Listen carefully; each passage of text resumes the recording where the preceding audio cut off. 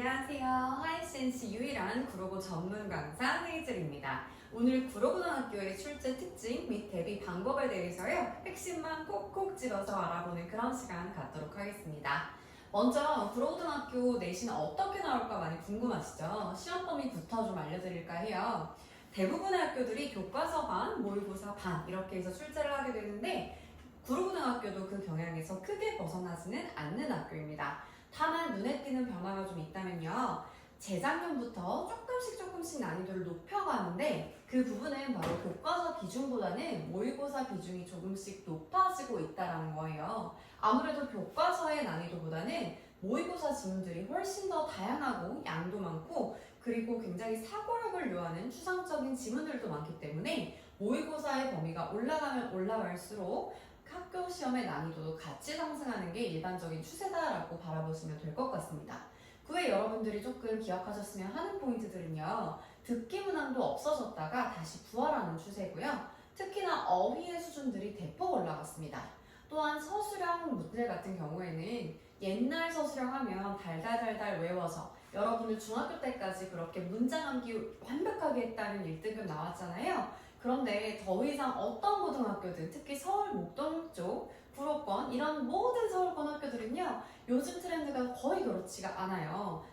단순히 암기가 아니라 사고력과 나의 기본적인 어법 실력을 요하는 그런 문제들로 출제가 되고 있다는 점입니다.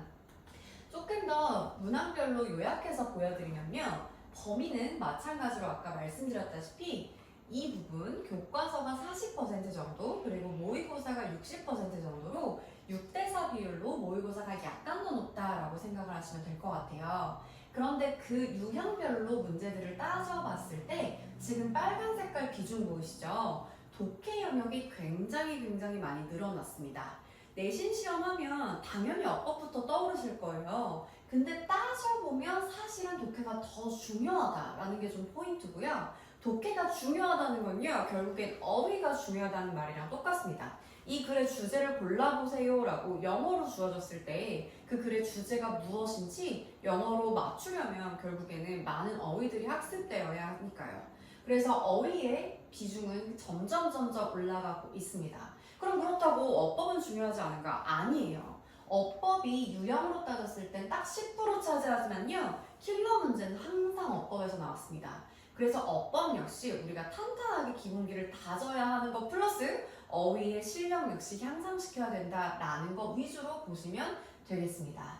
객관식과 주관식 비율도요. 다른 학교들과 상당히 비슷한 수준으로 객관식이 8 그리고 주관식이 2 정도로 구성되어 있다라고 생각해 주시면 될 것 같네요.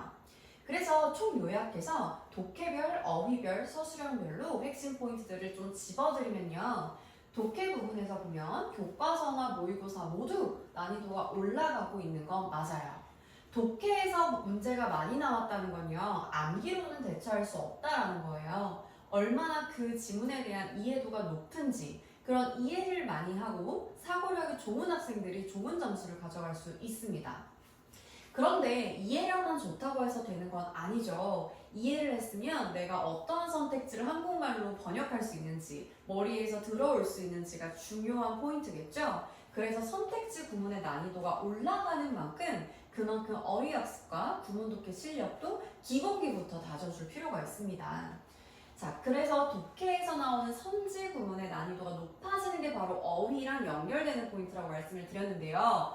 자, 중요하게 들으실게요. 바로 요즘 내신 문제의 트렌드가 바로 어휘예요. 옛날에 1등급은요.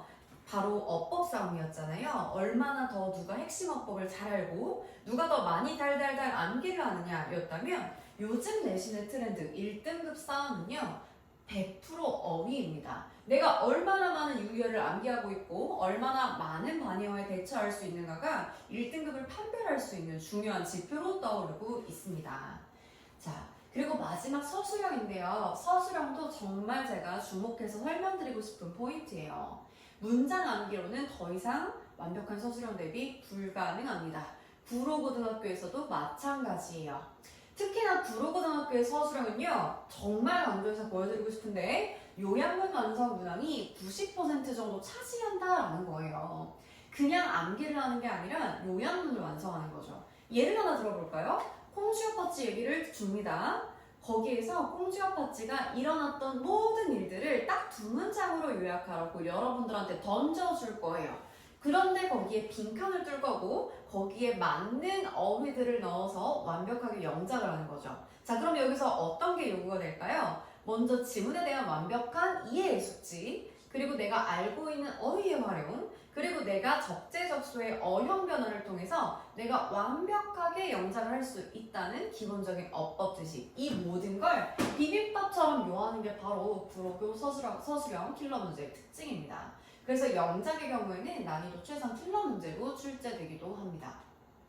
자, 그래서 기본기 플러스, 기본기라고 하면 당연히 어법 기본기까지 포함입니다. 교과서나 모의고사에서 선생님들께서 짚어주시는 어법들을 기본적으로 숙지하는 건 이제 너무나 기본이 되었어요.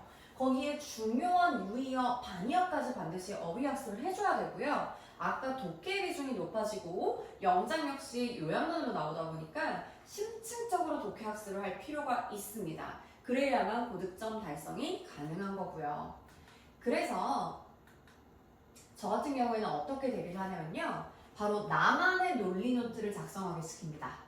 나만의 논리노트 작성이라는 거는요. 저는 친절하고 독하게 강의하는 헤이즈 선생님이라고 하는데 바로 친절하게 하나하나 소재부터 주제부터 한 줄 요약부터 글의 구조까지 친절하게 다 알려줍니다. 그런데 학생들이 독하게 그 부분을 소화해내야 해요. 이걸 하면 좋은 게요. 내가 이 지문에 대해서 서론, 본론, 결론에 대한 숙지가 완벽하게 돼 있다 보니 어떤 부분에 빈칸이 나와도 대비를 할 수가 있다는 겁니다. 아, 이 주요 단락에서는 이 부분이 핵심 포인트였지, 핵심적인 내용은 이거였지가 되면 우리가 요약문 완성에서도 대비를 잘 할 수가 있겠다라는 거죠. 그리고 두 번째로는요, 요약문 완성이 정말 중요한 유형으로 떠오르고 있다라고 말씀드렸는데 객관식과 주관식 모두 저는 요약문 완성에 대한 풀이 비중을 대폭 늘려서 강의하는 것이 특징입니다. 왼쪽에서도 보시면 빈칸에 들어갈 말로 알맞은 것은 에서 이 부분에 대한 심층적인 유연성이 올라가고 적응력이 올라가고 효율성이 올라간다라는 식으로 지문에 대한 이해력 자체를 아이들에게 높여주려고 노력하는 편이에요. 여기도 마찬가지죠. 여기에 대해서 별표를 쳐주고 어떤 유의어들이 어떤 이해력이 필요한지를 알려주니까 실제로 이 부분이 비슷하게 출제가 되었을 때 아이들 모두가 정답률을 맞출 수 있었던 그런 경험이기도 하였습니다. 아이고. 그리고 마지막으로요. 서술형은 암기라는 공식이 더 이상 통하지 않는다라고 말씀드렸었는데요. 가장 어렵게 나왔던 국어 문제 중에 하나예요. 바로 교과서 지문과 모의고사 지문을 각각 아래처럼 도표처럼 만들어서 이용하라는 그런 문제들이 지금 출제가 되고 있어요. 내용과 어형 변화에 대한 숙지가 되어 있지 않으면 굉장히 어렵겠죠. 그래서 지금 이 영상을 보고 계시는 어머님들 그리고 아이들 여러분들 베이스 탄탄하게 만드셔야 됩니다. 베이스를 먼저 만들고 그 위에 어휘랑 그리고 내용 이해를 건설하는 게 여러분 고득점의 시작이에요. 그래서 이 부분들을 제가 달성을 했었습니다. 그리고 할 것입니다. 여러분들 당연히 어디 가서든지 1등급 받을 친구들은요. 어떤 선생님한테 가서도 다 잘합니다. 그런데 정말 중요한 건 원래 못했던 친구들이 올라가는 그 기적이잖아요. 그 기적 제가 구로고 학생들과 이뤄냈던 실제 검증 사진입니다. 5등급에서 3등급이 되는 기적, 30점이 오르는 기적, 바로 이 탄탄한 베이스와 어휘 실력 그리고 이해력 상승에서 비롯된 결과물이었습니다. 지금까지 친절하게 그리고 독하게 헤이즐 선생님이었고요. 하이신시 유일한 구로고 전문 선생님